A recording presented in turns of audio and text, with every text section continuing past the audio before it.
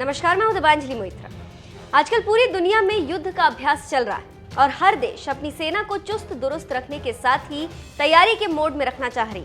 तभी तो 17 देश फ्रांस में एयर अभ्यास कर रहे हैं। तो अभी हाल ही में उत्तराखंड में भारत अमेरिका का अभ्यास खत्म हुआ, तो एक बहुत जल्द आतंकवाद को लेकर अभ्यास शुरू होने वाला, जिसमें पाकिस्तान भी भाग लेगा।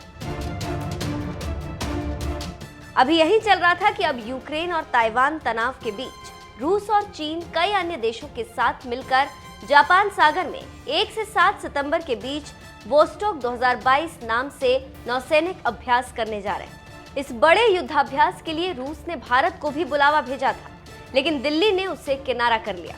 जानकारों की माने तो ये नौसैनिक अभ्यास जापान के पास होने जा रहा है, जिसका इन दिनों रूस और चीन दोनों के साथ ही तनाव चल रहा है। कहा जा रहा है कि भारत ने अपने करीबी दोस्त जापान के साथ रिश्ते की संवेदनशीलता को देखते हुए इस नौसैनिक अभ्यास से किनारा किया। जानकारों की माने तो इस अभ्यास के जरिए रूस और चीन दोनों ही अमेरिका और जापान के साथ तनाव के बीच ताकत का शक्ति प्रदर्शन करेंगे। भारत ने इसी को देखते हुए खुद को युद्धाभ्यास से अलग किया। यहाँ पर एक जानकारी देते चले कि इस अभ्यास का जापान ने विरोध किया था। इससे पहले भारत ने यूक्रेन युद्ध शुरू होने के बाद वोस्टॉक 2022 बहुदेशीय सैन्य अभ्यास के लिए रूस के आमंत्रण को स्वीकार किया था। इस बार जो युद्धाभ्यास हो रहा है, इसमें रूस, चीन, Syria, Tajikistan, Azerbaijan, Belarus, Kazakhstan, Kyrgyzstan और लाओस हिस्सा लेंगे। इस बीच जापान ने रूस के इस नौसैनिक अभ्यास का कड़ा विरोध किया, क्योंकि जहां अभ्यास होने वाला है इसे कुरिल द्वीप कहा जाता है, जिस पर जापान और रूस दोनों ही दावा करते हैं।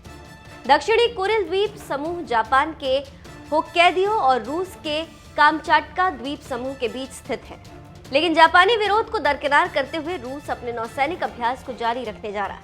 रूस के रक्षा मंत्रालय ने सोमवार को कहा कि रूस और चीन के युद्धपोत जापान सागर में एक साथ मिलकर अपनी ताकत का प्रदर्शन करेंगे। इसी युद्धाभ्यास से अलग होते हुए भारत ने रूस के साथ संतुलन बनाते हुए नौसैनिक अभ्यास से दूरी बना ली।